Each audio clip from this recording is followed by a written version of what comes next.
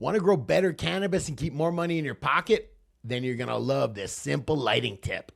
Come on, before we do though. Today's video is brought to you by Real Grow Lab. If you want to connect with the best growers from all over the world, get tips and tricks on how to grow the dankest plants possible, and not have to worry about the censorship we get from YouTube, Facebook, and Instagram. Go check out realgrowlab.com. Get all kinds of great Grow Talk Q&A. Plus, see all the stuff YouTube won't let me show you in these videos. Sign up and join our growing community over at realgrowlab.com. Or download the app at the Apple or Android App Store. Now let's get back to today's video. All right, come on, Hasi. You want to save more money and still grow the dank? Say less, Scotty. I love it. All right, I got an easy one. First one, very easy. Just change the time of the day that you run your lights. Why does that matter? Peak and off-peak power. If you are using power in the middle of the day, you're competing with factories and every office building and everybody at work. They have to work the power company has to work really hard to make all that power.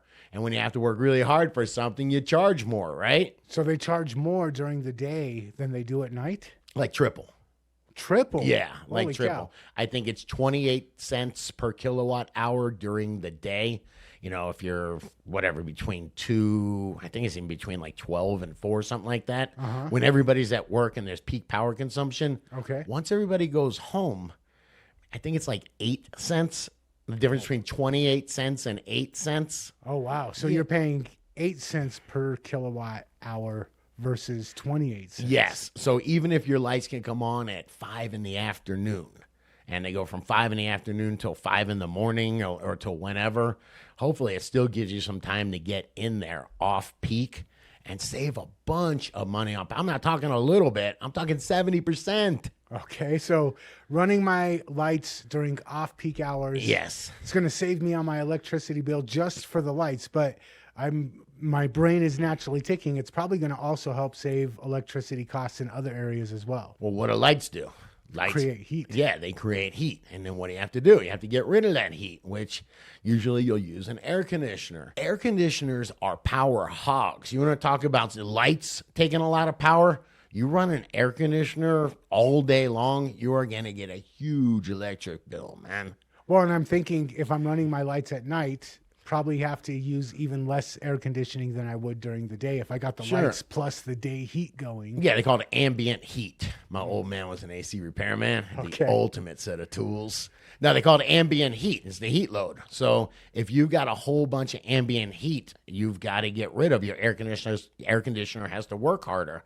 If there's less ambient heat and all the air conditioning has to do is remove that heat from the lights, it's going to work a lot less. It's going to cost you a lot less to run. And then if it's running off peak, you get a 70% discount on the electricity that it does take to run it. That's a big deal. Okay, so the only objection that I have to this Sure. is we're trying to mimic nature, and I'm wondering, I know when I stay up at night, if I work a night shift, Right. I'm not going to function as well. Do plants suffer that same thing if you keep them up all night? Not that I know of. I haven't sent mine to the psychiatrist to see if it changes the way they feel.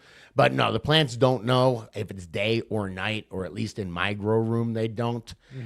So yeah, as long as I don't interrupt the light cycle, as long as I play by the rules, no, they're gonna just grow just fine. It's kind of like living in a submarine.